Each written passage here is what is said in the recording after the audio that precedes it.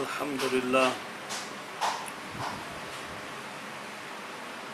الحمدللہ الذی لم یزل علی العالمین قدیرا حیا قیوما سمیعا بصیرا وعلی آلہ والصلاة والسلام علی من ارسلہ بالحق بشیرا ونذیرا وعلی آلہ وصحبہ کثیرا کثیرا اما بعد فاعوذ باللہ من الشیطان الرجیم بسم اللہ الرحمن الرحیم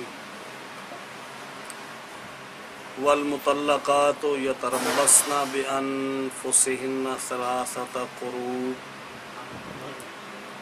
ولا يحل لهن ان يكتمن ما خلق الله في ارحامهن ان كن يؤمن بالله واليوم الآخر وبعولتهن احق بردهن في ذلك ان ارادوا اصلاحا ولهن مثل الذي عليهن بالمعروف وللرجال عليهن درجة والله عزيز حكيم صدق الله مولانا العظيم وبلغنا رسوله النبي الكريم الأمين ونحن على ذلك لمن الشاهدين والشاكرين والمطمئنين والموقنين والحمد لله رب العالمين مولاي صل وسلم دائما أبدا على حبيبك خير الخلق كلهم فإن من جودك الدنيا وضرتها ومن علومك علم اللوح والقلم يا أكرم الخلق ما لي من ألوذ به سواك عند حلول الحادث العمم هو الحبيب الذي ترجى شفاعته لكل هول من الأهوال مقتحم فإن فضل رسول الله ليس له حد فيعرب عنه ناطق بفمه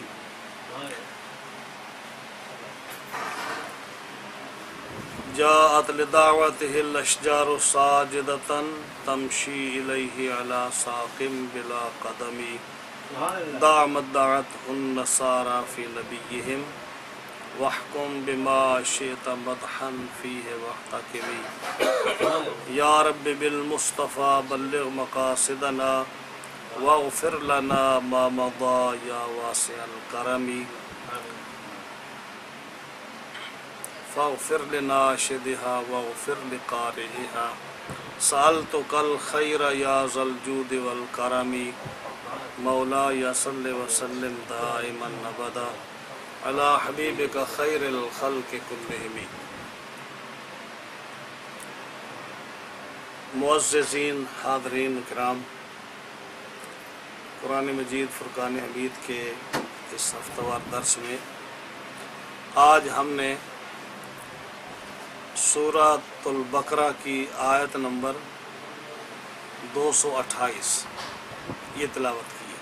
سبحان اللہ۔ اللہ تعالیٰ جل شانہ ہمیں حق بیان کرنے کی توفیق عطا فرمائے اور مجھے اور آپ کو اس پر عمل کی توفیق عطا فرمائے۔ گزشتہ درس بھی ہم نے دیا تھا، اس میں ذکر تھا قسموں کا کہ قسم غموس کیا ہے، قسم لغو کیا ہے اور قسم منعقدہ کیا ہے۔ ان کی تفصیل ہم نے تفصیل سے عرض کی تھی اور اس کے بعد جو آیت تھی اس میں ایلا کا ذکر تھا۔ ایلا یہ بھی ایک قسم تھی جس میں تھا کہ وہ لوگ جو قسم کھا بیٹھیں کہ ہم 4 مہینے اپنی بیوی کے پاس نہیں جائیں گے یا قسم کھا بیٹھیں کہ ہم کبھی بھی اپنی بیویوں کے پاس نہیں جائیں گے، اگر وہ 4 مہینے نہ جائیں تو ان کی بیوی کو طلاق ہو جاتی ہے، طلاق ایلا۔ اور ایلا طلاق جو ہے یہ طلاق بائنہ کی ایک قسم ہے، اور طلاق کی کئی قسمیں تھیں۔ تو اب جب 4 مہینے آدمی اپنی بیوی کے پاس قسم کھانے کے بعد نہ جائے تو بیوی جو ہے وہ اس کے نکاح سے نکل گئی۔ اب جب طلاق ہو جاتی ہے تو اس کے بعد عورت کو ضرورت پڑتی ہے عدت کی۔ تو عدت وہ ہو سکتا ہے کوئی آدمی یہ سوچ لے کہ جیسے 4 مہینے کی قسم کھائی تو ہو سکتا ہے عدت بھی 4 مہینے ہو، یا پتہ نہیں عدت کتنی ہے۔ تو قرآن کریم میں نے جو طلاق کا ذکر شروع کیا تو اس پہلی طلاق کی قسم کے بعد اللہ تعالیٰ نے اس آیت کریمہ میں عورت کی عدت کا ذکر کیا۔ تو جیسے یہ قرآن مجید جو ہے اگرچہ یہ آیات جو ہے ترتیب کے ساتھ نازل نہیں ہوئی، ایک آیت جو ہے آج نازل ہوئی ہے، اور جو اس کے آگے والی آیت ہے ہو سکتا ہے یہ کئی سال بعد نازل ہوئی ہو، پھر ایک اور سورت پوری نازل ہو گئی، پھر ایک آیت کا ٹکڑا نازل ہو گیا۔ لیکن جب اس کو قرآن مجید میں اس کو لکھا جاتا تھا تو رسول اللہ صلی اللہ علیہ وسلم صحابہ کو فرماتے کہ یہ آیت جو آج نازل ہوئی ہے اس کو فلاں صورت میں فلاں آیت کے بعد فلاں آیت سے پہلے اس کو لکھ لو۔ سبحان اللہ۔ کیونکہ لوح محفوظ میں قرآن مجید جو لکھا ہوا ہے وہ اسی ترتیب میں ہے جو آج ہمارے پاس ہے، سبحان اللہ، ماشاءاللہ۔ لیکن جب نازل ہوا تو اس طرح نازل نہیں ہوا کہ پہلا سپارہ نازل ہو گیا پھر دوسرا نازل ہو گیا، جیسے آیتوں کی ترتیب ہے اس ترتیب سے نازل نہیں ہوا۔ تو اب جب طلاق کی قسم کا ذکر ہوا الہ کا تو اب اس کی عدت کی ضرورت پڑی، تو اللہ تعالیٰ نے عدت کا مسئلہ جو ہے قرآن کریم میں بیان فرمایا۔ اسلام سے قبل جتنے بھی مذاہب تھے نا ان میں عدت نہیں ہوتی تھی، جیسے ہم نے پچھلے درس میں ذکر کیا کہ کسی قسم کے اصول نہیں تھے، عورتوں کے حقوق نہیں تھے، طلاق کی بڑی جو ہے ویئرڈ قسم کی قسمیں تھیں، عورتوں کو تنگ کرنا مقصد ہوتا تھا، مکمل نظام حیات کسی شریعت کے پاس نہیں تھا۔ قرآن مجید فرقان حمید ایک ایسی نعمت ہے کہ اس کو اگر آپ سمجھنے کی کوشش کریں اور صحیح سو دل محبت سے اس کو سمجھنے کی کوشش کریں، اپنی دنیا اور آخرت کے سنوارنے کے لیے اس کو سمجھنے کی کوشش کریں، روزمرہ کی زندگی جو ہے اس کو قرآن و حدیث کے مطابق ڈھالنے کی کوشش کرتے ہوئے آپ اس کو سمجھنے کی کوشش کریں، تو آپ دیکھیں کہ قرآن کریم نے ایک مسلمان کو کتنی خوبصورت زندگی دی ہے، کتنی خوبصورت لائف دی ہے۔ جیسے یہود، نصارہ اور آتش پرست ہندو اور یہ جتنے بھی مذاہب ہیں یہ بڑے اسٹیبلش مذہب تھے، لیکن اصول کوئی نہیں تھا۔ عورت کو طلاق دیتے اور عورت جو ہے وہ جو اس کو عدت کا کوئی تصور بھی نہیں ہوتا تھا، طلاق دی فوراً اس عورت نے کسی اور مرد سے شادی کر لی، اب اس نے عدت گزاری نہیں، इद्दत का मसला ही नहीं था वहाँ, इद्दत के मसाइल ही नहीं थे, तलाक के मसाइल ही नहीं थे। बाज़ अंबिया की ज़िंदगी में इन चीज़ों की ज़रूरत ही नहीं पेश आई। ईसा अलैहिस्सलाम ने शादी नहीं की, तो शादी के मसाइल कहाँ से आएंगे? बच्चे ही नहीं उनके हुए, तो बच्चों के पालने के अहकामात कहाँ से उनके पास आते? तो इस्लाम ने ये सब चीज़ें, मर्द को हुकूक दिए, औरत को हुकूक दिए। तो अब जब इला का मसला शुरू हुआ तो उसके बाद इद्दत की ज़रूरत क्या पड़ी? क्यों इसकी ज़रूरत पड़ी? इद्दत का माना क्या है, इद्दत का मफ़हूम क्या है, उसका मकसद गुजारने का क्या है? इद्दत का मकसद ये होता है कि जब किसी औरत को तलाक हो, अब वो किसी खाविंद के पास रह चुकी है, उसके पेट में किसी को क्या मालूम बच्चा है या नहीं है। अब वो अगर वो औरत हामला है तो वो बच्चा उस खाविंद का है जिसके साथ उसका पहला निकाह हुआ। अब अभी औरत जो है इसी महीने, इसी हफ्ते अगर वो हामला हुई है तो उसकी प्रेगनेंसी अभी ज़ाहिर नहीं है, उसको तलाक हो जाती है। और इद्दत का कोई कानून अगर ना हो तो औरत जो है पुराने मसाइल और उन उसूलों के मुताबिक कहीं भी निकाह कर दे, तो अब वो बच्चा जो है जब पैदा होगा उसका बाप कौन होगा? उसका बाप ये है जो पहला खाविंद था, या आने वाला दूसरा खाविंद उसका बाप है। तो जब वो किसी की तरफ गलत मंसूब हो गया तो आप तसव्वुर करें कि उस आदमी का पूरा नसब जो है वो कहाँ से कहाँ जा पहुँचा। आपने गौर फरमाया कि नसब कहाँ जा पहुँचा। हम लोग हैं, जिस कौम से भी हमारा ताल्लुक़ है, हमारी एक पहचान है, हम फ़लाँ बुज़ुर्ग की औलाद हैं, हम फ़लाँ हमारा दादा है, फ़लाँ हमारा कबीला है, हम फ़लाँ कबीले से हमारा ताल्लुक़ है, हम फ़लाँ जो है शख्स की औलाद से हैं। एक बड़ी इज़्ज़त है। और अगर ये इद्दत के असूल ना हो तो औरत कहीं भी शादी कर ले तो इद्दत का मसला तो ख़त्म हो गया, उनके नसब का मसला जो है बिल्कुल गड़बड़ हो गया। तो इस्लाम ने इस चीज़ को महफूज रखा।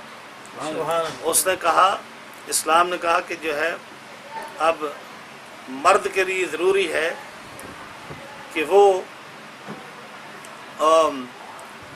जब तलाक दे किसी को तो कब तलाक दे।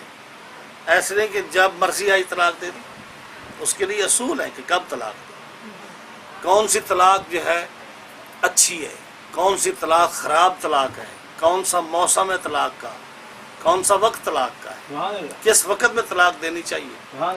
जिसको तलाक हुई है उस औरत को क्या करना चाहिए?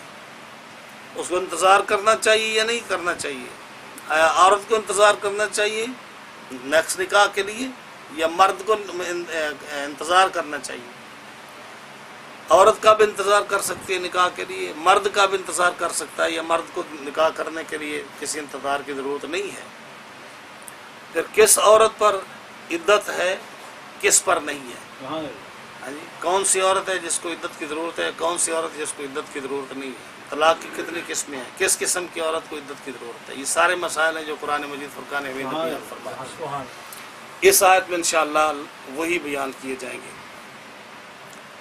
फरमाया वल मुतल्लक़ातु यतरब्बसना बिअनफुसिहिन्ना सलासता क़ुरू, और वो औरतें जिनको तलाक दी गई है, मुतल्लक़ात जो हैं, वो औरतें यतरब्बसना अपने आप को रोक रखें, बिअनफुसिहिन्ना अपने आप को वो रोक रखें, घर बैठे रहें, निकाह के लिए कोशिश ना करें, बाहर ना जाएं, घर में रहें। या तरब्बस ना, अपने घर में रहें, बाहर ना जाएं, अपने आप को रोक रखें। कब तक? सलासता कुरू, 3 कुरू, 3 हैस, ये रोक के रखें।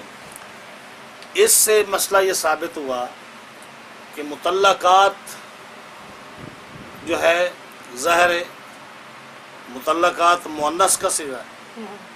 ہاں جی، تو ایک ایک لفظ پر غور کریں کہ مطلقات جس کو طلاق دی گئی ہے، نہ کہ طلاق دینے والی، طلاق دی گئی. کیا بات. تو مرد طلاق دینے والا ہے، عورت طلاق دینے والی نہیں.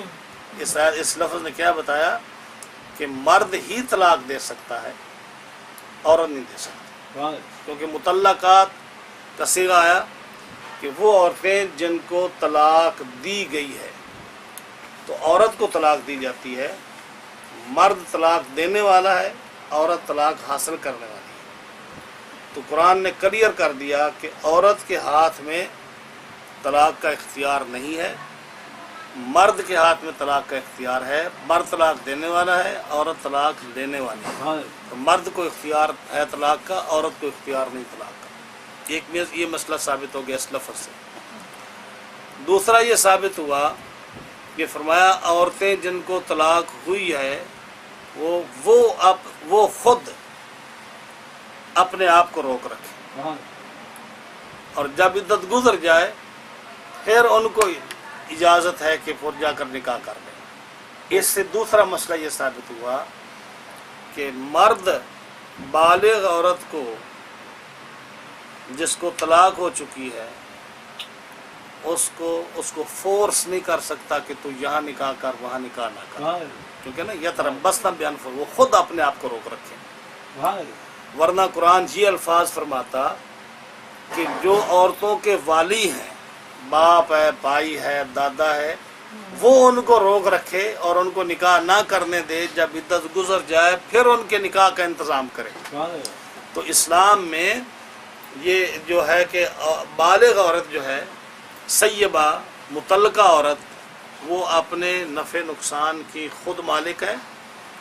اس کو باپ، بھائی، دادا جو ہے فورس نہیں کر سکتا کہ تو یہاں نکاح کر یہاں نکاح نہ کر. یہاں تھوڑا سا اختلاف ہے ائمہ میں. ایک ہے وہ عورت جو باکرہ ہو، جس کی پہلی دفعہ شادی ہو رہی ہے، پہلے شادی نہیں ہوئی. دوسری وہ عورت ہے جس کی شادی ہو چکی ہے، چاہے اس کا خاوند فوت ہو گیا ہے، یا اس کو طلاق ہو چکی ہے، یا نکاح فسخ ہو چکا ہے، یا کوئی بھی ایسی صورت پیدا ہوئی. ان دونوں میں فرق ہے. جو عورت سیبہ ہے، یعنی جس کے ساتھ مرد نے ہم بستری کر لی ہے، اس کو سیبہ کہتے ہیں عربی زبان میں. یا وہ عورت جس کو طلاق ہو چکی ہے، اس عورت کے لیے تو یہ ہے کہ وہ اپنی ثواب دید پر جہاں بھی چاہے مسلمان کے ساتھ نکاح کر سکتی ہے. اس کو خاوند، اس کو بھائی یا دادا باپ نہیں روک سکتا. مشورہ دے سکتا ہے، سمجھا سکتا ہے، لیکن اس کو فورس نہیں کر سکتا. دوسری جو ہے وہ باکرہ ہے.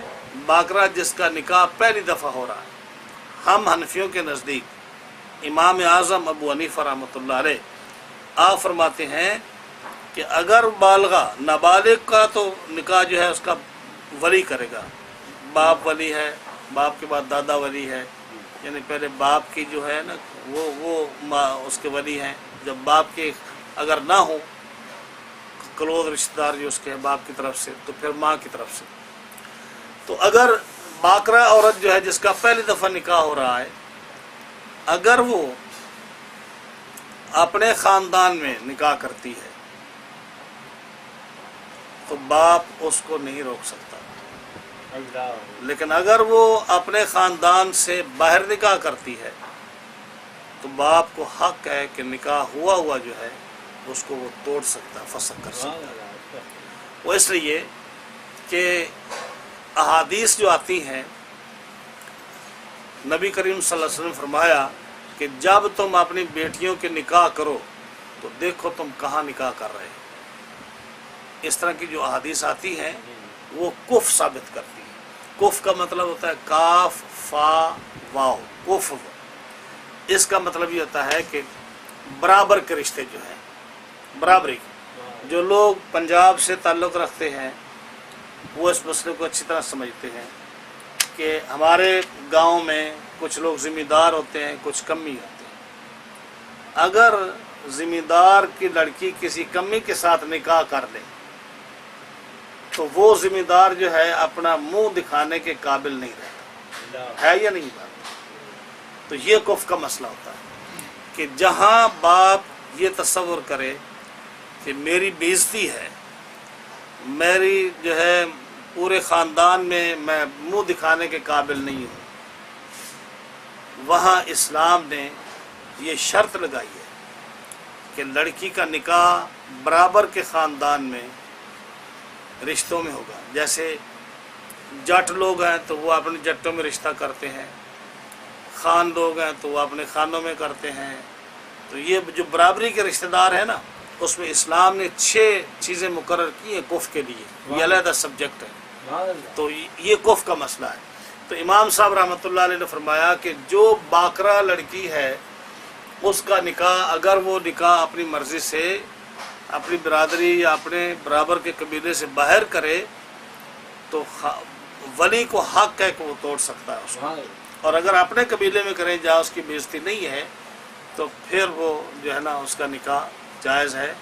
تو جو یہ جو ہوتا ہے نا کہ جیسے پاکستان میں آپ سنتے ہیں جی کہ لڑکی کو اختیار ہے نکاح کرنے کا، یہ اس لیے میں تھوڑی سی وضاحت کر رہا ہوں مختصر سی، کیونکہ جو بات چلی ہے تو تھوڑا بہت آپ کو انیشیل سٹیج پر آپ کو پتہ ہو کہ مسئلہ کیا ہے۔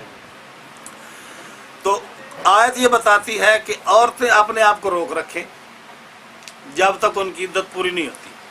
تو اس کا مطلب ہے کہ جب عدت پوری ہو جائے پھر عورتیں خود جو ہے آگے نکاح کر سکتی ہیں جا کر۔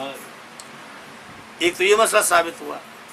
دوسرا یہ فرمایا کہ عورتیں اپنے آپ کو روک رکھیں۔ طلاق کی کئی قسمیں ہوتی ہیں، پھر اس کی عدت ہوتی ہے۔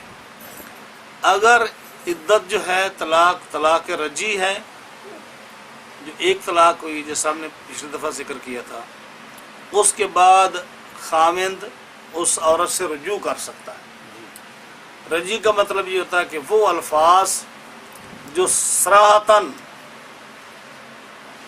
جس کے ترجمے کی ضرورت نہ پڑے۔ خاوند کیا میں تمہیں طلاق دیتا ہوں، اب ہر آدمی کو پتا ہے کہ طلاق کا کیا مطلب ہے، ترجمہ کرانے کی ضرورت نہیں، یہ طلاق رجی ہے۔ یہ ایک اگر کوئی آدمی طلاق دیتا ہے اپنی بیوی کو تو وہ جو اس کے 3 حیض ہیں، 3 مہینے یا 3 حیض ہیں، اس کے اندر خاوند رجوع کر سکتا ہے۔ عورت کو بتانے کی ضرورت نہیں، عورت کی مرضی کی ضرورت نہیں، وہ کہے کہ میں نے رجوع کر دیا، میں نے اپنی طلاق واپس لے دی، تو اس کو نئے نکاح کی ضرورت نہیں، تو وہ اس کا خاوند ہے۔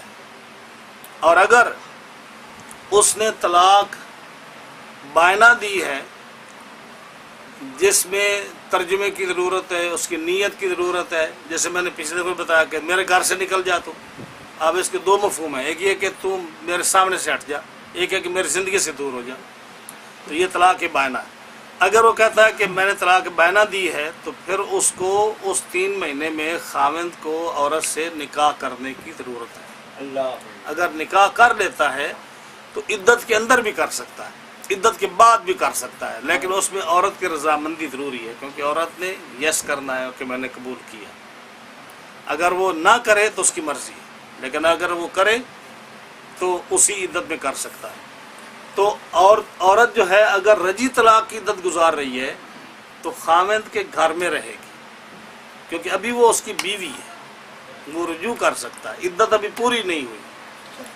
ان دنوں میں سارا خرچہ مرد دے گا، اس کے مکان کا کرایہ، اس کے کھانے پینے کا کرایہ، اس کے سارے خرچے مرد دے گا۔ اور اگر وہ اس نے طلاقیں 3 دے دی ہیں، مغلظہ طلاق، تو پھر بھی 3 مہینوں کے لیے یا 3 حیض کی جو مدت ہے اس کے لیے خاوند جو ہے وہ سارے خرچے کا ذمہ دار ہے۔ تو عورتوں کے لیے حکم ہے کہ جب تک عدت ختم نہیں ہوتی عورتیں اپنے آپ کو اپنے گھروں میں روکے رکھیں اور باہر نہ نکلیں۔ آگے فرمایا کہ کتنی مدت؟ 3 قروء، 3 قروء۔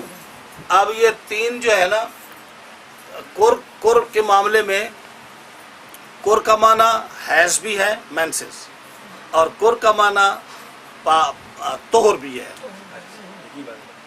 حیض کہتے ہیں مینسز کو، جو عورت کو ایک ماہواری خون آتا ہے اس کو حیض بولتے ہیں، اور kur کا معنی حیض بھی ہے، اور kur کا معنی وہ دن جن دنوں میں عورت پاک رہتی ہے، یہ معنی بھی ہے۔ تو امام اعظم ابو حنیفہ رحمۃ اللہ علیہ نے مراد لیا kur کا معنی حیض، کہ عورت جب اس کو طلاق ہو جائے تو وہ کتنی مدت اپنے گھر میں رہے، 3 حیض۔ اور امام شافعی رحمۃ اللہ علیہ نے فرمایا کہ kur کا معنی کیا ہے، طہر ہے، کہ وہ جب عدت گزارنے لگے تو 3 طہر عورت جو ہے وہ اپنے گھر میں رہے۔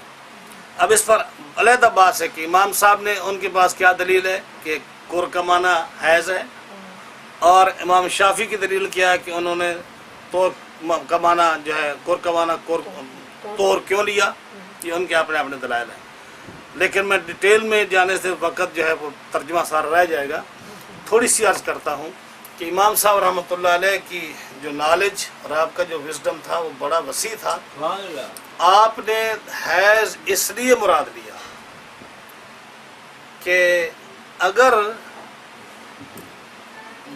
لیٹ سے کہ جیسے سپٹمبر کے مہینہ ہے، ایک عورت کو حیض آتا ہے سپٹمبر کے مہینے میں 1 تاریخ سے 10 تاریخ تک، 11 تاریخ سے 30 تاریخ تک اس کے طور کے دن ہیں، تو اگر اس کو طلاق آدمی، اور حکم یہ ہے کہ طلاق دی جائے طور میں، حیض کے دنوں میں طلاق دینا گناہ ہے، ناجائز ہے، اگرچہ طلاق ہو جاتی ہے لیکن گناہ ہے، اس لیے کہ نبی کریم علیہ الصلوۃ والسلام نے حیض کے دنوں میں طلاق دینے سے منع فرمایا ہے۔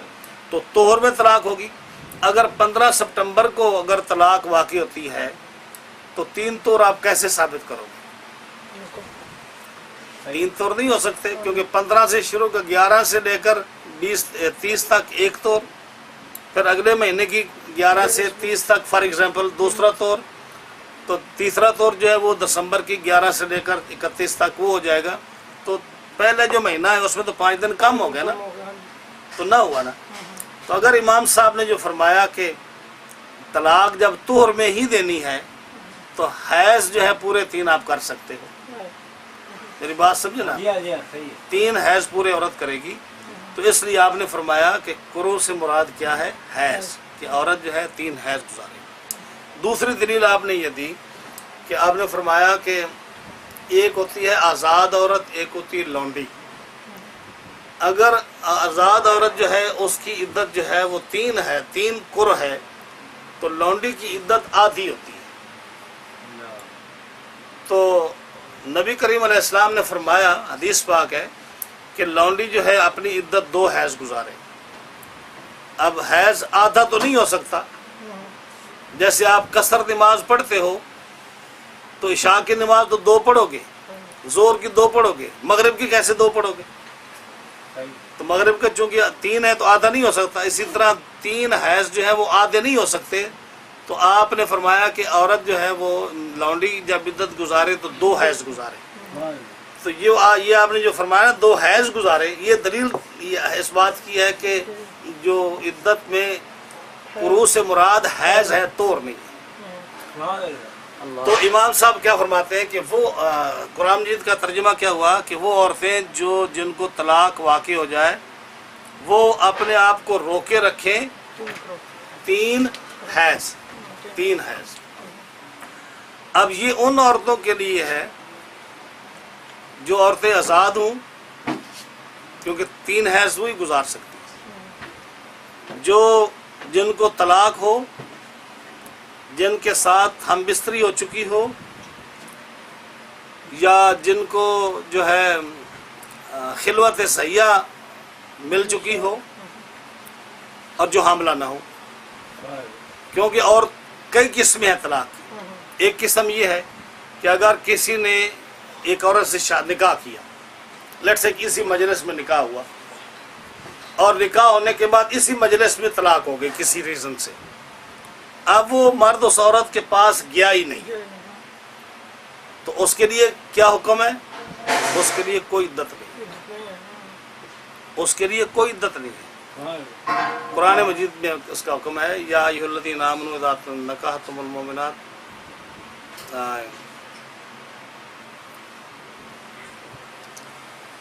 فرمایا یا ایھا الذین آمنوا اذا نکحتم المؤمنات ثم طلقتموهن من قبل ان تمسوهن فما لكم عليهن من عدة تعتدونها فمتعوهن وسرحوهن سراحا جمیلا۔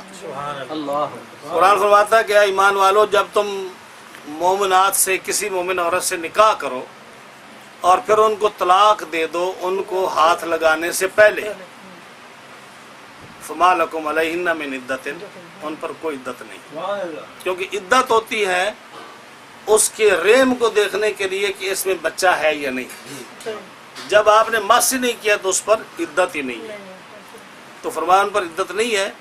فمتعوہن وسرحوہن سراحا جمیلا، اچھی بلائی کے ساتھ ان کو رخصت کرو۔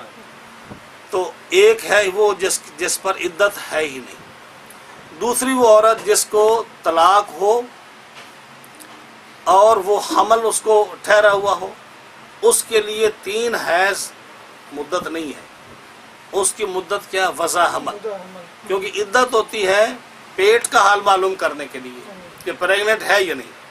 جب وہ حاملہ ہے تو اس کی عدت کیا ہے کہ جب اس کے پیٹ سے بچہ پیدا ہو جائے تو اب پیٹ صاف ہو گیا، جس کے لیے عدت تھی، تو فرمایا اس کی یہ عدت ہے، چاہے وہ آدھے گھنٹے کے بعد اس کا بچہ پیدا ہو جائے اس کی عدت ختم ہو گئی، 3 حیض اس کے لیے نہیں۔ یہ بھی قرآن فرماتا ہے، فرمایا وَأُولَاتُ الْأَحْمَالِ أَجَلُهُنَّ أَن يَضَعْنَ حَمْلَهُنَّ، اور وہ عورتیں جن کو حمل ہے، پریگننٹ عورتیں جو ہیں، ان کی مدت کیا ہے؟ وضع حمل۔ اب یہ پھر 2 صورتیں اس کی ہیں، یا خاوند نے طلاق دے دی اور عورت حاملہ ہے، اگر وہ 9 مہینے اس کو انتظار کرنا پڑے تو 9 مہینے انتظار کرے گی، اور اگر آدھے گھنٹے میں بچہ پیدا ہو جاتا ہے تو آدھے گھنٹے میں اس کی عدت ختم۔ صحیح۔ اب ایک وہ عورت ہے جس کے پیٹ میں بچہ ہے، خاوند فوت ہو گیا، اس کی بھی عدت ہے۔ اب قرآن فرماتا ہے کہ والذین یتوفون منکم، وہ عورتیں جن کے خاوند فوت ہو گئے، ان کی عدت ہے 4 اشہر و عشرہ، 4 مہینے 10 دن، اور بچہ پیٹ میں ہے، اور بچہ اگر پیدا ہوتا ہے آدھے گھنٹے بعد، اور قرآن کہتا ہے کہ اس کی عدت جو ہے 4 مہینے 10 دن ہے، ادھر قرآن کہتا ہے کہ بچہ پیدا ہو جائے تو اسی وقت عدت ختم ہو جائے گی۔ تب اس بارے میں علماء نے یہ فرمایا کہ جو عدت لمبی ہے اس کا لحاظ ہوگا۔ اگر بچے کے پیدا ہونا جو ہے 5 مہینے بعد بچہ پیدا ہوتا ہے تو وضع حمل جو ہے بچے کا پیدا ہونا، یہ عدت ہوگی، اور اگر جو ہے آدھے گھنٹے بعد بچہ پیدا ہوتا ہے تو کہا جائے گا اس کی عدت ختم نہیں ہوئی، قرآن کہتا ہے 4 مہینے 10 دن گزارے پھر اس کی۔ 2 قسمیں۔ تیسری وہ عورت ہے جس کو طلاق ملی لیکن اس کو حمل نہیں ہے، پھر اس کی 2 صورتیں ہیں، یا تو وہ چھوٹی بچی ہے جس کو حیض آتا ہی نہیں، اس کے ساتھ کسی کا نکاح ہوا اور اس کے جوان ہونے سے پہلے ہی جو ہے اس کو طلاق ہو گئی، اور دوسری صورت ہے کہ عورت جو ہے وہ 70 سال عمر کی ہے جس کو مینسز نہیں آتے، اس کو طلاق ہو گئی، تو قرآن فرماتا ہے سورہ طلاق میں واللائی یئسن من المحیض، کہ وہ عورتیں جن کو حیض نہیں آتا، بوڑھی ہو چکی ہیں، یا اس پر قیاس کر جو بچی ہے، تو ان کی مدت جو ہے وہ 3 مہینے ہے، کیونکہ مہینے میں 1 مہینے میں 1 حیض آتا ہے، تو چونکہ یہاں حیض تو ہے نہیں تو اس لیے 3 مہینے پورے جو ہے عدت ان کی ہے وہ گزار کر وہ تین مہینے پورے کرے گا۔ چوتھی صورت جو ہے وہ یہ ہے کہ وہ مطلقہ جس کو حمل نہیں ہے اور وہ بالغ بھی ہے، یعنی اس کو مینسز آتے ہیں، جوان ہے اور لونڈی ہے، تو اس کی عدت کتنی ہوگی؟ 2 مہینے، جیسے ہم نے پہلے ذکر کیا۔ اور 5ویں صورت یہ ہے کہ وہ طلاق ہے، حمل بھی نہیں ہے، جوان ہے لیکن آزاد عورت ہے، جیسے ہمارے ملک کی عورتیں آزاد ہیں، زر خرید نہیں ہے، تو یہ عورتیں ان کے لیے 3 حیض ہیں، جس کا ذکر اس آیت میں آ رہا ہے، جس کا آج ہم درس دے رہے ہیں۔ 5ویں یہ ہو گئی۔ 6ٹھی جو ہے وہ جن کے ہم نے ذکر کیا کہ جن کے خاوند فوت ہو گئے، بہرحال تو کیا فرمایا کہ وہ متعلقہ عورتیں جن کے وہ اپنے آپ کو روکے رکھیں 3 حیض تک، ولا یحل لہن ان یکتمن، اور ان عورتوں کے لیے حلال نہیں ہے ان یکتمن، وہ چھپائے رکھیں، اللہ سبحان اللہ، بتائیں نہیں کہ کتنی مدت گزر گئی، مجھے حیض آیا ہے یا نہیں آیا، یا میں پریگننٹ ہوں یا نہیں ہوں، فرمایا اس کو نہ چھپائیں۔ ما خلق اللہ فی ارحامہن، جو اللہ نے ان کے رحم میں پیدا کیا ہے اس کو چھپائے نہیں۔ ان کن یؤمن باللہ والیوم الآخر، اگر وہ ایمان قیامت پر اور اللہ پر ایمان رکھتی ہیں تو، اس لیے کہ عورت جو ہے اگر وہ جلدی نکاح کرنا چاہتی ہے اور عورت خاوند کو نہیں بتاتی، جھوٹ بولتی ہے اور کہتی ہے کہ کیونکہ بعض عورتوں کے جو ہے نا 3 دن حیض آتا ہے، کسی کو 9 دن آتا ہے، کیونکہ حیض کی مدت جو شریعت نے جو بتایا کہ ہر عورت کی عادت مختلف ہوتی ہے، کسی کو کم منیمم مدت اس کی 3 دن ہے، 3 دن سے کم حیض نہیں آتا اور 10 دن سے زیادہ نہیں آتا۔ ہر عورت کی عادت ہے اس میں 3 سے لے کر 10 کے اندر ہے، کسی کو 4 دن، کسی کو 5 دن، اس کی عادت ہے۔ اب یہ کسی آدمی کو معلوم نہیں، کسی اور عورت کو معلوم نہیں، صرف اسی کو معلوم ہو سکتا ہے جس کو حیض آتا ہے۔ تو رب فرماتا ہے کہ جب اس کا حیض کے دن پورے ہو جائیں، 3 حیض پورے ہو جائیں، وہ چھپائے نہیں۔ اور اگر پیٹ میں بچہ ہے کہ اس کو حیض آتا ہے یا نہیں آتا، اس کو بھی نہ چھپائے۔ اور اگر وہ جھوٹ بول کر کہے کہ میری عدت پوری ہو گئی ہے اور آگے نکاح کر لے جلدی میں، تو یہ اس کے لیے ساری زندگی کے لیے جو اس کا نکاح نہیں ہوگا تو ساری زندگی حرام کی مرتکب رہے گی، اور جتنے بچے پیدا ہوتے جائیں گے وہ سارے حرام کے ہوں گے، اور پھر ان بچوں کی اولاد قیامت تک جو پیدا ہوتی جائے گی وہ ساری حرام کی اولاد ہوگی نا۔ اس لیے رب نے فرمایا ان کن یؤمن باللہ، اگر تو اللہ پر ایمان رکھتی ہے اور قیامت کے دن پر ایمان رکھتی ہے تو وہ عورت سچ بولے، جھوٹ نہ بولے کہ اس کی حیض کی مدت کب ختم ہو رہی ہے، کب وہ نکاح کرنے کے قابل ہے، اور اس کے پیٹ میں بچہ ہے یا نہیں ہے۔ اس لیے رب تعالیٰ نے ایمان کا ذکر کیا کہ ایمان ہی ایک ایسی چیز ہے جو انسان کو ان چیزوں سے بچا سکتی ہے، اور فرمایا وہ چھپائیں نہیں، ان کے لیے حلال نہیں ہے کہ وہ چھپائیں جو اللہ نے ان کے رحموں میں پیدا کیا۔ ارحام، جہاں بچہ دانی جو ہے اس کو رحم بولتے ہیں، اور رحم اس لیے بولتے ہیں کہ رحم رحمت سے ہے۔ آپ دیکھتے نا کہ ایک بھائی کا اپنے بھائی پر جو شفقت اور رحمت ہوتی ہے وہ دوسرے پر نہیں ہوتی، جو نیبر ہوتا ہے یا جو دوسرے محلے میں رہتا ہے، نہیں نہ ہوتی، اس لیے کہ یہ دونوں ایک رحم سے پیدا ہوئے ہیں اور رحم رحمت سے ہے کہ وہ رحمت میں یہ دونوں بھائی شریک ہیں۔ اب دیکھتے ہیں بہن بھائیوں میں کتنی محبت ہوتی ہے، پھر اس سے تھوڑی کم جو ہے کزنوں میں ہوتی ہے، کیونکہ یہ دونوں ایک رحم سے پیدا ہوئے، اور کزن اور یہ مل کر آگے تھوڑا چل کر ایک رحم سے، یعنی اس کے باپ جو ہے ایک رحم سے پیدا ہوئے، پھر آگے چل کے جب بڑا خاندان ہوتا ہے تو اوپر والے رحم سے پھر ان کے پردادے پیدا ہوئے، تو اس لیے یہ قبیلوں میں محبت ہوتی ہے کیونکہ یہ ایک رحم سے پیدا ہوئے اور رحم رحمت سے ہے، اور بھائیوں میں اس لیے محبت ہے۔ تو فرمایا کہ جو اللہ تعالیٰ نے ان عورتوں کے رحم میں پیدا کیا ہے اس کو چھپائے نہیں، کیونکہ چھپائیں گی تو پھر یہ گناہ ہوگا کیونکہ وہ حرام کی اولاد ساری ہوگی۔ آگے فرمایا وَبُعُولَتُهُنَّ أَحَقُّ بِرَدِّهِنَّ فِي ذَلِكَ إِنْ أَرَادُوا إِصْلَاحًا۔ بعول کہتے ہیں سردار کو، بعول کا معنی سردار ہے، بعول کا معنی خاوند ہے، بعول کا معنی حاکم ہے، اور یہاں بعول سے مراد خاوند ہے۔ تو قرآن کی اس اصطلاح کے مطابق خاوند کو گھر کا سردار کہا گیا ہے۔ بعول جو ہے خاوند جو ہے عورتوں کا، یہ احق کو اسم تفضیل کا سیدھا زیادہ حقدار ہے ان عدت گزارنے والی عورتوں کو اپنے پاس لانے کا اس معاملے میں ان ارادو اصلاحہ، اگر وہ دوبارہ ملنا چاہیں۔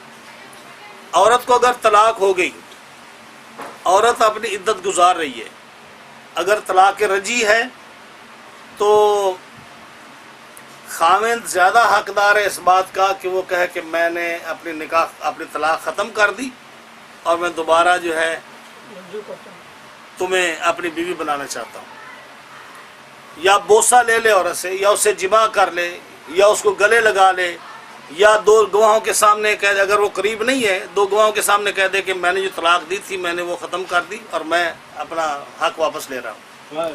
تو یہ فرمایا کہ خاوند زیادہ حقدار ہیں اس بیوی کو اپنے پاس لانے کے بنسبت کسی اور کے، اس لیے عورت جو ہے خاوند کے گھر میں عدت گزارے تاکہ اس کو دوبارہ رجوع کرنا آسان ہو اور اسی گھر میں رہے تاکہ یہ اپروچ کر سکے اور یہ سلسلہ ٹوٹے نہیں۔ شریعت اس لیے اس گھر کو محفوظ رکھنا چاہتی ہے، خاوند زیادہ حقدار ہے۔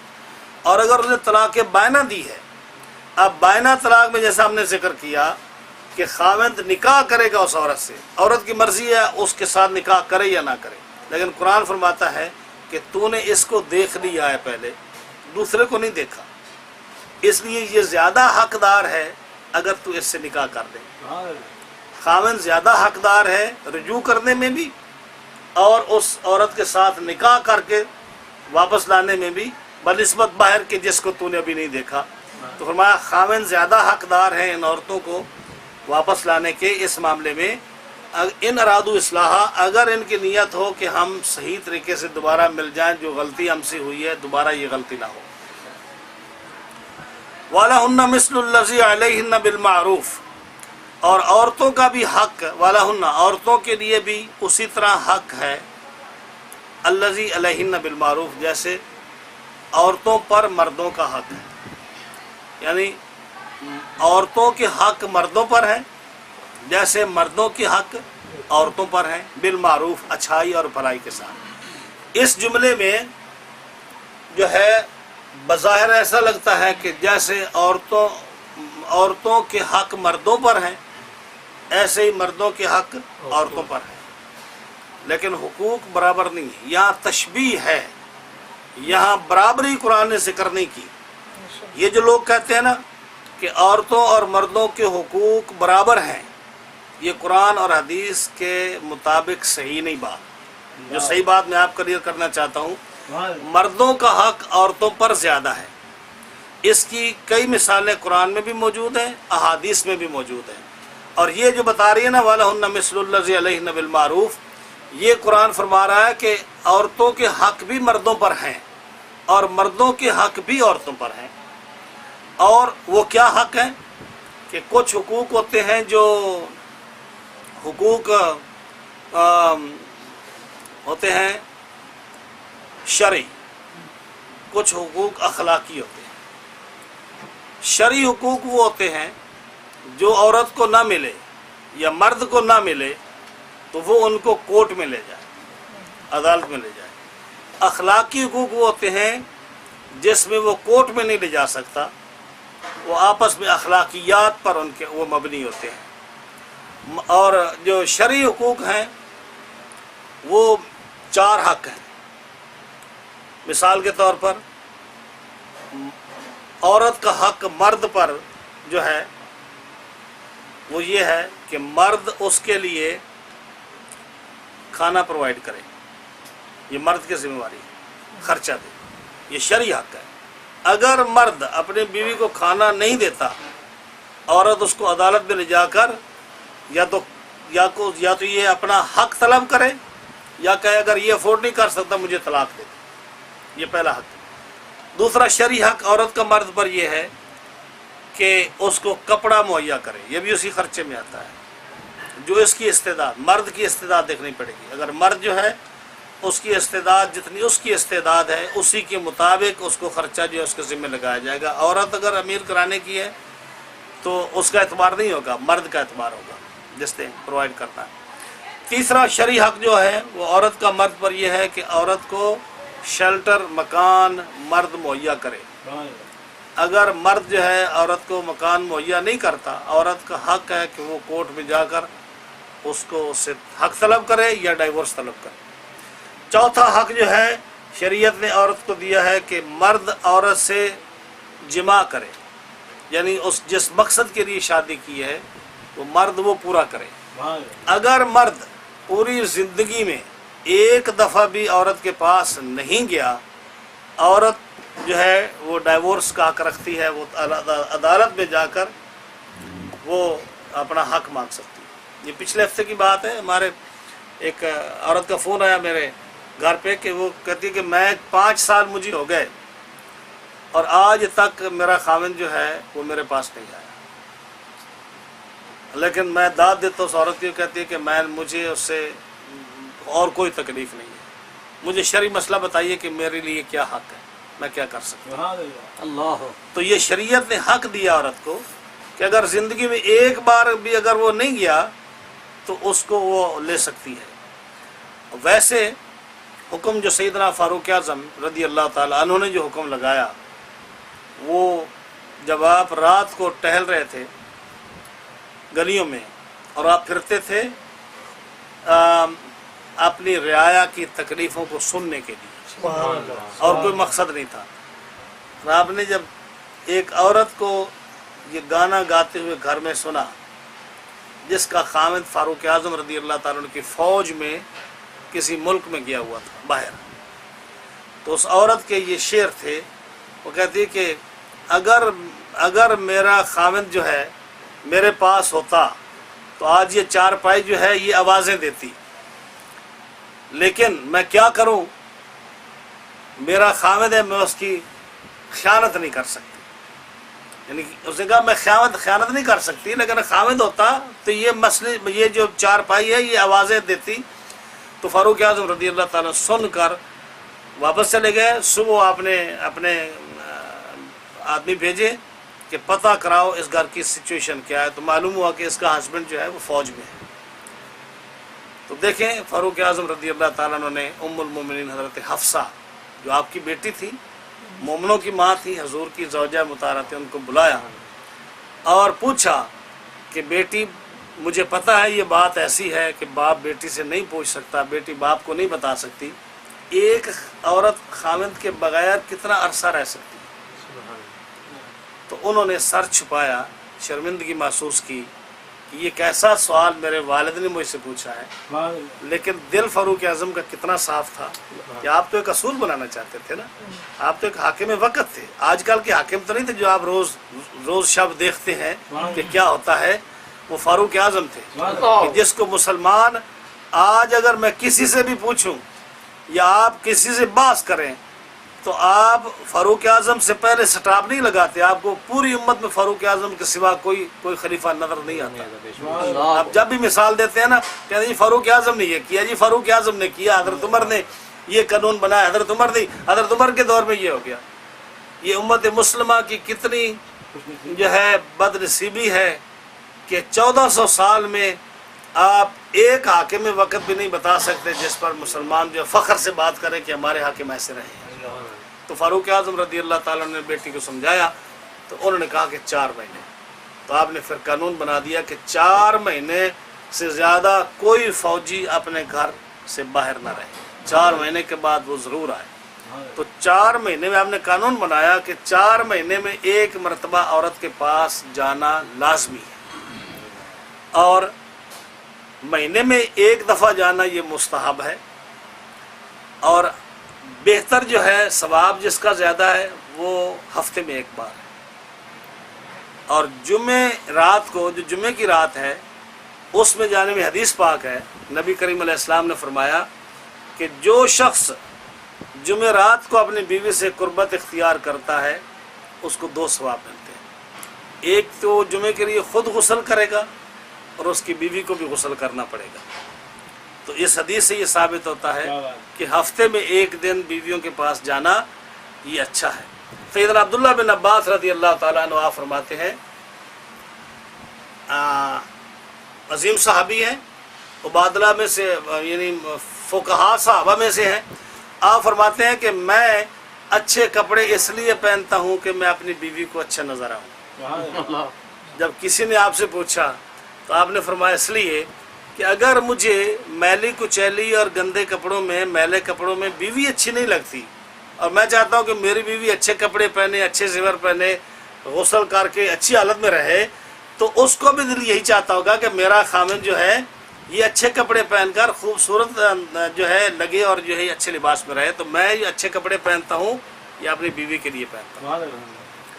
تو یہ دیکھیں کتنی اچھی اچھی باتیں ہیں جو ہمیں صحابہ کرام کی زندگی سے ملتی ہیں، جو آج ہم ممبر پر بیان نہیں کر سکتے، حالانکہ ان چیزوں کی اشد ضرورت ہے۔ اگر اس تفصیل سے بتایا جائے تو بڑی اصلاح ہو سکتی ہے۔ تو یہ حقوق عورت کے مرد پر ہیں، اسی طرح مرد کے حقوق عورت پر بھی ہیں۔ عورت پر حقوق مرد کے ہیں کہ جب مرد جو ہے عورت کے پاس جانا چاہے تو عورت اس کو منع نہ کرے، اگر اس کو کوئی ایسی مجبوری یا کوئی شرعی رکاوٹ نہ ہو تو عورت منع نہ کرے۔ یہ مرد کا حق ہے عورت پر۔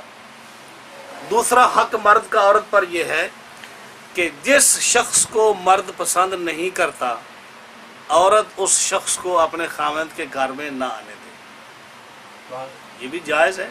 ہاں جی، ساری لڑائیاں ہوتی اسی لیے۔ اور تیسرا یہ کہ مرد کی اجازت کے بغیر عورت اپنے گھر سے نہ نکلے، یہ بھی حق ہے۔